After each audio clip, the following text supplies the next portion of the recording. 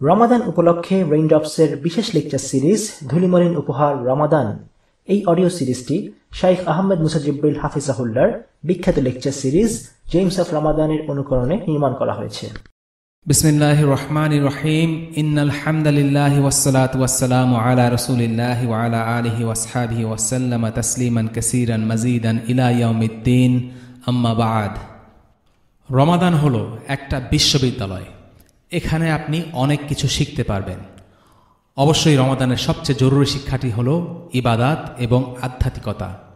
তবে এটা ছাড়াও রমাদান থেকে অনেক কিছু শেখার আছে, যেমন বাচ্চাদের কিভাবে বড় করতে হবে, ধৈর্য ধরা, মুসলিম ভাই বোনদের জন্য দান সাদাকা করা, উম্মার কথা ভাবা, নিজেকে উম্মার একজন মনে করা, লজ্জা, বিনয়, আল্লাহর ভয়, তওবা, আন্তরিকতা ইত্যাদি।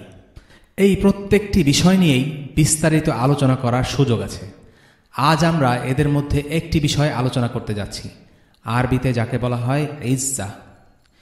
ইসলাম হলো মর্যাদার ধর্ম, মাথা উঁচু করে চলার ধর্ম, অধ্যবসায়, সিরিয়াসনেস আর কঠোর পরিশ্রমের ধর্ম। আর রমাদান মাস হলো মহিমা ও গৌরবের মাস। এই মাস আপনাকে বিভিন্নভাবে মর্যাদার কথা শেখায়। একজন ব্যক্তি যে রোজা রাখছে সে বিভিন্ন দিক দিয়ে সম্মান অর্জন করছে। কেউ কেউ হয়তো বলতে পারেন, আরে আপনি কি বলছেন, রমাদানের সাথে ইজ্জত বা সম্মানের কি সম্পর্ক থাকতে পারে? ব্যাপারটা আসলে এরকম, যখন একজন খাবার, পানি এবং নিজের কামনা বাসনা পূরণ করা থেকে বিরত থাকে আর হারাম কাজগুলো ছেড়ে দেয়, তখন সে নিজেকে দুনিয়ার জাগতিক বিষয়গুলোর অনেক ওপরে নিয়ে যায়। নিচু ও জঘন্য কাজগুলো ছেড়ে দেওয়ার মাধ্যমে এবং নানা রকম অনর্থক ও অপ্রয়োজনীয় বিষয় ত্যাগ করার মাধ্যমে সে নিজেকে অনেক উঁচুতে নিয়ে যায়। আর এসব করার মধ্য দিয়ে সে সমাজের ভ্রান্ত আচার আচরণ, বদভ্যাস এবং আকাঙ্ক্ষা থেকে নিজেকে মুক্ত করে ফেলে। আর এটাই হলো নিজের জন্য ইজ্জা বা ইজ্জত। মানুষ যখন তার নিজের নফস বা প্রবৃত্তির উপর বিজয় হতে পারে, তখনই সে নিজের উপর চূড়ান্ত ইজ্জত হাসিল করল। কারণ তখন আর কোনো কিছুই তার সামনে এসে দাঁড়াতে পারবে না। আল্লাহ বাদে আর কোনো কিছুর সামনেই তাকে মাথা নত করতে হবে না। যখন কেউ বিতর্কিত বিষয় থেকে, অন্যদের সাথে ঝগড়া বিবাদ থেকে ও রাগ করা থেকে এবং অন্যের ক্ষতি করা থেকে বিরত থাকে, তখন সে নিজের জন্য আরও একটি বিশেষ পর্যায়ে ইজ্জত আর সম্মান অর্জন করে। ইযা কানা ইয়াউমুস সাওমি আহাদিকুম ফালা ইয়ারফুজ ওয়ালা ইয়াসখাব। অর্থাৎ যখন তোমাদের মধ্যে কেউ রোজা রাখে, তার উচিত নয় খারাপ ভাষা ব্যবহার করা কিংবা গলার স্বর উঁচু করা। এভাবে অন্যের সাথে আপনি কি আচরণ করবেন সেটাও আপনার সম্মান আর ইজ্জত বৃদ্ধি করে। রমাদানের ইউনিভার্সিটিতে একজন মুমিন বান্দা ইজ্জত অর্জন করে তার ইবাদত করার মাধ্যমে, হারাম কাজগুলো ছেড়ে দেওয়ার মাধ্যমে। এটাই হলো বান্দার ইজ্জত অর্জনের গোপন সূত্র। আপনার ঈমান যত বাড়বে আর আপনি আর রহমানের যত কাছাকাছি হবেন, সেটাই হলো ইজ্জত। রমাদান মাসে মুমিনরা যখন দান সাদাকা করে, তখন তার ইজ্জত বৃদ্ধি পায়। প্রশ্ন আসতে পারে, দান করার সাথে ইজ্জতের কি সম্পর্ক? সত্যি বলতে দান করার সাথে ইজ্জতের গভীর সম্পর্ক আছে। যখন আপনি কিছু দান করছেন, তা গরিব ও অসহায়দেরকে মানুষের কাছে হাত পাতা থেকে বাঁচিয়ে দেয়, মানুষের কাছে ছোট হওয়া থেকে বাঁচিয়ে দেয়। আপনার দান তাদেরকে মানুষের কাছ থেকে চেয়ে নেয়ার পরিবর্তে, মানুষের কাছে নিচু হওয়ার পরিবর্তে তাদেরকে ইজ্জত সহকারে বেঁচে থাকতে সাহায্য করে। মানুষের কাছ থেকে চেয়ে নেয়ার মধ্যে কোনো ইজ্জত নেই। ইসলাম চায় জীবনের প্রত্যেকটি পর্যায়ে আপনি ইজ্জত, সম্মান আর মর্যাদার সাথে থাকুন। আর তাই ইসলাম বলে, যে হাত দিয়ে মানুষ দান নেয় তার চেয়ে বরং যে হাত দিয়ে মানুষ দান করে সেই হাত বেশি উত্তম। এরকম আরও বহু উদাহরণ দেয়া যাবে। দান করার মতো এই ইজ্জত আর মর্যাদার কাজটা করার জন্য সে মানুষের ভালোবাসা আর সম্মানের পাত্রে পরিণত হয়। অবশ্য দান করার ক্ষেত্রেও কেউ কেউ যদি আল্লাহর সন্তুষ্টির কথা না ভেবে শুধুমাত্র মানুষের কাছে সম্মান বা ভালোবাসা পাওয়াকেই তার লক্ষ্য বানিয়ে রাখে, তখন এ দান বান্দার আর কোনো কাজেই লাগে না। রাসূলুল্লাহ সাল্লাল্লাহু আলাইহি ওয়াসাল্লাম ইবনে আব্বাস রাদিয়াল্লাহু আনহুকে বলেছিলেন, যদি তুমি কিছু চাও তো আল্লাহর কাছে চাও, যদি তোমার সাহায্যের দরকার হয় তাহলে আল্লাহর কাছে সাহায্য চাও। কেন? কারণ এটাই হলো ইজ্জা। সহিহ আল বুখারীতে আছে, জুবাইর ইবনুল আওয়াম রাদিয়াল্লাহু আনহু বলেন, রাসূলুল্লাহ সাল্লাল্লাহু আলাইহি ওয়াসাল্লাম বলেছেন, অন্যের কাছে সাহায্য চাওয়ার চাইতে বরং এটা বেশি ভালো যে একজন একটা দড়ি নিয়ে কাঠ কাটতে যাবে আর কাঠ কেটে সেগুলো নিজের কাঁধে বয়ে নিয়ে আসবে। যাই করুন না কেন অন্যের কাছে সাহায্য চাইবেন না, এটাই হলো ইজ্জা। সহিহ মুসলিমে আছে, কিছু লোক আল্লাহ রসুল সাল্লাল্লাহু আলাইহি ওয়াসাল্লামের কাছে বায়াত বা আনুগত্যের শপথ করতে এলো। তারা তাকে ইসলাম পালন করা, ইসলামের 5টি স্তম্ভ মেনে চলা এবং রাসূলের আনুগত্য করার বায়াত দিল। আর এরপর রাসূলুল্লাহ সাল্লাল্লাহু আলাইহি ওয়াসাল্লাম তাদেরকে বললেন, মানুষের কাছ থেকে কিছু চাইবে না। কেন? যেন এই মুসলিম উম্মাহ ইজ্জত সহকারে চলতে শেখে, মাথা উঁচু করে চলতে শেখে। এক লোক ছিল, সে সব সময় মন্ত্রী মিনিস্টারদের কাছে যেত আর এটা সেটা চাইত। ওয়াহাব ইবনে মুনাব্বি তাকে বলেছিলেন, আরে হতভাগা, যে লোক তোমার মুখের উপর মানা করে দিচ্ছে, তোমার সাথে এমন জঘন্য আচরণ করছে, নিজের সম্পদ থেকে তোমাকে ফুটা করেও দিচ্ছে না, তার কাছেই তুমি বারবার ফিরে যাচ্ছ। আর যে মহান রব দিনে রাতে সব সময় তোমার জন্য তার দরজা খুলেই রেখেছেন, যিনি তোমাকে প্রতিনিয়ত সম্পদ থেকে দিয়েই যাচ্ছেন, যিনি বলেছেন তোমার কিছু দরকার হলে তার কাছে চাও, তার কাছেই কিনা তুমি চাচ্ছ না।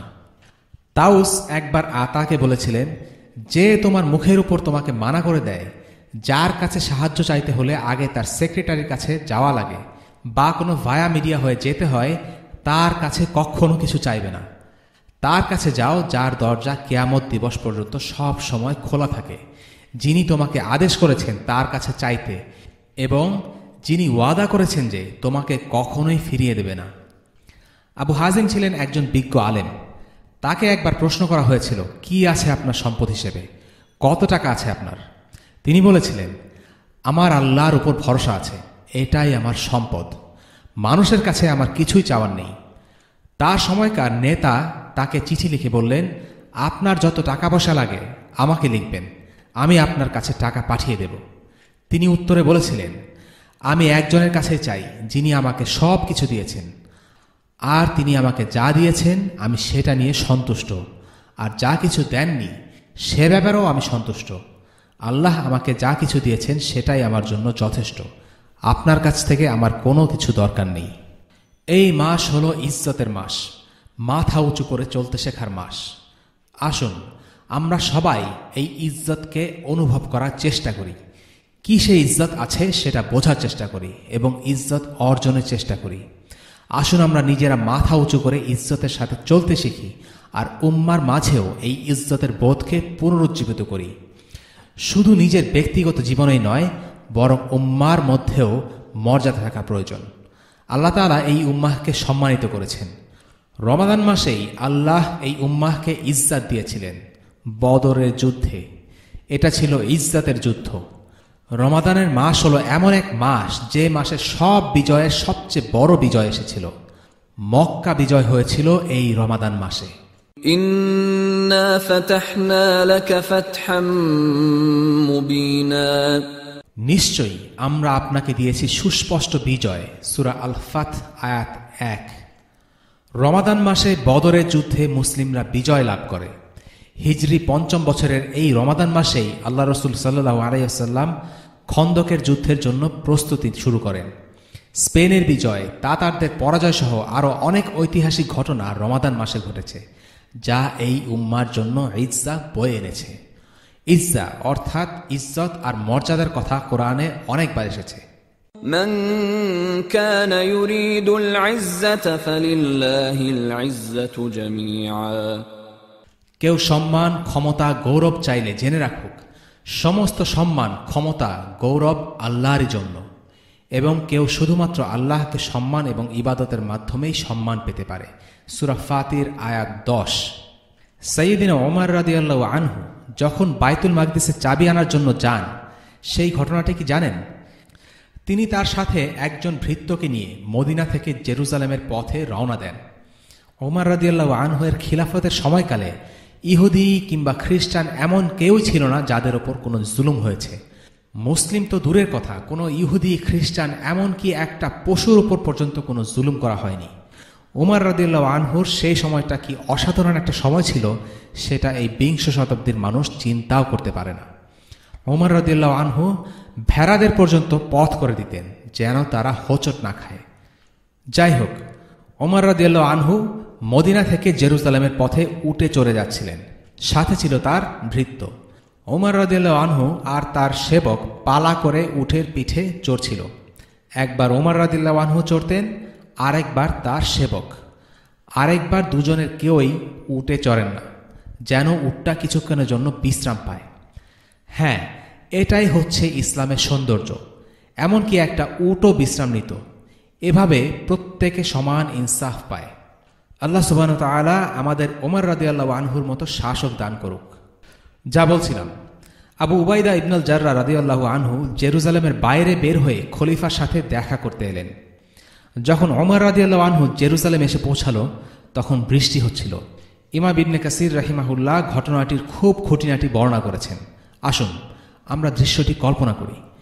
ওমর রাদিয়াল্লাহু আনহু একটা উটের লাগাম টেনে আনছেন। উটের পিঠে বসা তার ভৃত্য। বৃষ্টিতে চারিদিক কর্দমাক্ত হয়ে আছে। ওমর রাদিয়াল্লাহু আনহু তার জুতা জোড়া কাঁধে ঝুলিয়ে রেখেছেন। প্রখর সূর্যের তাপে ওমর রাদিয়াল্লাহু আনহুর টাক মাথায় এসে পড়েছে, অর্থাৎ তার মাথার উপর কিছুই ছিল না। দৃশ্যটি কল্পনা করুন। ওমর রাদিয়াল্লাহু আনহুর মাথায় বা পায়ে কিছুই পড়েননি। তার পোশাকের এক পাশ ছিল পুরোই ছেঁড়া এবং অন্য পাশটাও অনেকটা জোড়াতালি দেয়া। আবু উবাইদা রাদিয়াল্লাহু আনহু খলিফার দিকে এগিয়ে গেলেন। ওমর রাদিয়াল্লাহু আনহুকে এক পাশে নিয়ে বললেন, আমিরুল মুমিনিন, আপনি রোমানদের সর্দার, বিশপ এবং পুরোহিতদের সাথে দেখা করতে যাচ্ছেন। তারা আপনার কাছে আজ চাবি সমর্পণ করবে। অর্থাৎ আজ তো একটা ঐতিহাসিক ঘটনা ঘটতে যাচ্ছে। আপনার জামাটা পাল্টে নিলে কেমন হয়? ওমর রাদিয়াল্লাহু আনহু আক্ষেপ প্রকাশ করে বললেন, আপনি ছাড়া যদি অন্য কেউ আমাকে এ কথা বলতো, তাহলে আমি তাকে মুহাম্মদ সাল্লাল্লাহু আলাইহি ওয়াসাল্লামের উম্মতের জন্য দৃষ্টান্ত করে রাখতাম। আসলে ওমর রাদিয়াল্লাহু আনহু বলছিলেন যে, আবু উবাইদা রাদিয়াল্লাহু আনহু, আপনি তো যেন তেন কেউ নন। আপনি মুসলিমদের ভূমি কত বেশি সম্প্রসারিত করেছেন। আপনি এই উম্মার একজন অন্যতম সেরা সেনাপতি, আর আপনি কিনা এই কথা বলছেন? আপনি বাদে অন্য কেউ যদি আজকে এই কথা মুখ দিয়ে বের করত, তাহলে আমি তাকে দৃষ্টান্তমূলক শাস্তি দিতাম, যেন এখান থেকে উম্মার অন্যরা শিক্ষা নিতে পারে। আর তারপরেই ওমর রাদিয়াল্লাহু আনহু তার কালজয়ী উক্তিটি দিলেন। ওমর রাদিয়াল্লাহু আনহু বললেন, আমরা সেই জাতি যাদের আল্লাহ ইসলাম দিয়ে সম্মানিত করেছেন। যদি আমরা ইসলাম ছাড়া অন্য কোনো উপায়ে সম্মান খুঁজি, তাহলে আল্লাহ তাআলা নিশ্চয়ই আমাদেরকে অপমানিত করবেন। এই ঘটনার এই উক্তি এবং শেষের অংশটুকু ইবনুল মুবারক তাল আজ-জুহুদ গ্রন্থে, ইবনে আবি শাইবা হান্নাদ আল হাকিম আল মুস্তাদরাক গ্রন্থে, আবু নাঈমের আল হুলায়া এবং আল বিদায়া ওয়ান নিহায়ার 4th ভলিউমে উল্লেখ করা আছে। তবে কিছু বর্ণনায় ঘটনার প্রথম অংশের বিবরণে কিছুটা পার্থক্য আছে। ওমর রাদিয়াল্লাহু আনহু উম্মার ব্যাপারে একেবারে সহজ একটি সমাধান দিয়ে গেছেন। কিভাবে ইজ্জত পেতে হবে তার একটা সূত্র শিখিয়ে দিয়েছেন। জামা বদলে নেয়ার মতো একটা ছোট্ট একটা উপদেশও ওমর রাদিয়াল্লাহু আনহুকে হতাশ করে তুলেছিল। কারণ ব্যাপারটা তার কাছে এমন যে তিনি ইসলাম ব্যতীত অন্য কিছুতে সম্মান খুঁজছেন। আর এরকম একটা কথা বলার জন্য তিনি চাবুক দিয়ে একজন অন্যতম সেরা সেনাপতিকে শাস্তি দিতে চাচ্ছিলেন। এক শায়েখ বলেন, তার বাবা ওমর রাদিয়াল্লাহু আনহুর ঘটনাটা মুখস্থ করান যখন তার বয়স 5 বছরেরও কম ছিল। আপনার সন্তানদেরকে এই ধরনের ঘটনাগুলো শেখান, যেন তাদের অন্তরে ইজ্জার বোধটা গেঁথে যায়, যেন তারা ইসলাম নিয়ে মাথা উঁচু করে চলতে শেখে। মাঝে মাঝে আমি অবাক হয়ে ভাবি, ওমর রাদিয়াল্লাহু আনহু যদি আজ বেঁচে থাকতেন, তাহলে আজকের আলেমদের না জানি কি শাস্তি দিতেন। এই সব আলেমরা তো নতুন জামা কাপড় দিয়ে না, বরং সম্পূর্ণ ভিন্ন মূল্যবোধ ও ধ্যান ধারণার মাঝে সম্মান খুঁজে বেড়াচ্ছে, শত্রুদের থেকে সম্মান খুঁজে ফিরছে। من كان يريد العزة فلله العزة جميعا। কেউ সম্মান, ক্ষমতা, গৌরব চাইলে জেনে রাখুক, সমস্ত সম্মান, ক্ষমতা, গৌরব আল্লাহরই জন্য। সূরা ফাতির আয়াত 10। আপনি যদি সম্মান, ক্ষমতা এবং গৌরব চান, তাহলে জেনে রাখুন এটা একমাত্র আল্লাহর কাছ থেকে আসবে। সব কিছু আল্লাহর তরফ থেকেই আসে। ইসলামের শিক্ষা, ইসলামের আদেশ নিষেধগুলো নিয়ে আপনি গর্বিত হন, এর মানে আপনি অহংকারী তা কিন্তু না। ইসলামের শিক্ষা নিয়ে বা কোনো নিয়ম কারণ নিয়ে কখনো লজ্জিত হবেন না। মানুষ আপনাকে নিয়ে হাসুক, সমালোচনা করুক, আপনাকে নিয়ে যা খুশি বলুক, আপনি পাত্তা দিবেন না। আর এটাই হলো ইজ্জা। আল মাহদি নামে এক বিখ্যাত আলেমের ঘটনা। একদিন তিনি মসজিদে বসে আছেন। এমন সময়ে মসজিদে খলিফার আগমন ঘটল। মসজিদে সবাই দৌড়ে খলিফার দিকে ছুটে গেল, কিন্তু আল মাহদি বসে বসে আগে যা করছিলেন তাই করতে থাকলেন। অন্যরা তাকে বলল, তুমি কি উঠে গিয়ে খলিফার সাথে দেখা করবে না? তিনি খলিফার সামনেই বললেন, মানুষ শুধু বিশ্বজগতের রবের সামনে দাঁড়ায়। এমন কিন্তু না যে মানুষ তাকে সালাম দিচ্ছিল বা তার সাথে কোলাকুলি করতে যাচ্ছিল। মানুষ শুধু তাকে দেখার জন্য, তাকে তোষামত করার জন্য তার আশেপাশে গিয়ে জড়ো হচ্ছিল। আলেমের কথা শুনে খলিফার গার্ড তাকে ধরতে যাচ্ছিল, কিন্তু খলিফা বললেন, থামো, ওনার গায়ে হাত লাগাবে না। আল্লাহর কসম, তার কথাটা শুনে শরীরের লোম খাড়া হয়ে যায়। এই শায়েখের ইজ্জাবোধ ছিল, আর খলিফার ছিল আল্লাহর ভয়। যারা ক্ষমতা, টাকা পয়সা এবং অন্যান্য উদ্দেশ্যে নেতাদের তোষামত করে, ক্ষমতাবানদের পা চাটে, তারা এভাবে নিজেদেরকে নিচে নামিয়ে ফেলে। সত্যি বলতে তাদের মধ্যে ইজ্জার অভাব আছে। মালিক ইবনে আনাস ছিলেন তার সময়ের একজন ইমাম এবং হারুন আর রশিদ ছিলেন তখনকার নেতা। হারুন আর রশিদ মালিক ইবনে আনাসকে ডেকে বললেন, আপনি আমাকে আর আমার বাচ্চাদেরকে পড়ান। আজ মালিকের মতো কোনো ইমামও নেই এবং হারুন আর রশিদের মতো কোনো নেতাও নেই। যে কোনো আলেমই এই সুযোগের স্বপ্ন দেখত। একটু খোঁজ করলেই জানতে পারবেন হারুন আর রশিদ জ্ঞান অর্জন এবং কবিতার পিছে কত বেশি অর্থ ব্যয় করত। যাই হোক, ইমাম মালিককে হারুন রশিদ পড়ানোর প্রস্তাব দিলে তিনি জবাব দিলেন, তোমাকে জ্ঞান আহরণ করতে হবে, জ্ঞান তোমার কাছে হেঁটে আসবে না। হারুন রশিদ যখন ইমাম মালিকের বাড়িতে গেলেন, ইমাম মালিকের ঘরে ঢুকে দেয়ালে হেলান দিয়ে আরাম করে বসলেন। ইমাম মালিক বললেন, তোমার গুরুজনকে সম্মান করো, আমি তোমার গুরু, আমাকে সম্মান করো আর সোজা হয়ে বসো। হারুন রশিদ তার কথা মেনে নিলেন এবং তাকে সম্মান প্রদর্শন করলেন। তারপর হারুন তাকে সেই কথাটি বললেন। তিনি বললেন, অন্যরা কত জ্ঞান নিয়ে এসেও আমাদের কাছে নত হয়েছিল, কিন্তু আমরা তাতে লাভবান হইনি। আমরা লাভবান হয়েছি আপনার জ্ঞানের কাছে বিনম্র হয়ে। ওয়াসাল্লাল্লাহু আলা সাইয়্যিদিনা মুহাম্মদ ওয়া আলা আলিহি ওয়াসহাবিহি ওয়াসাল্লাম। আলহামদুলিল্লাহি রাব্বিল আলামিন।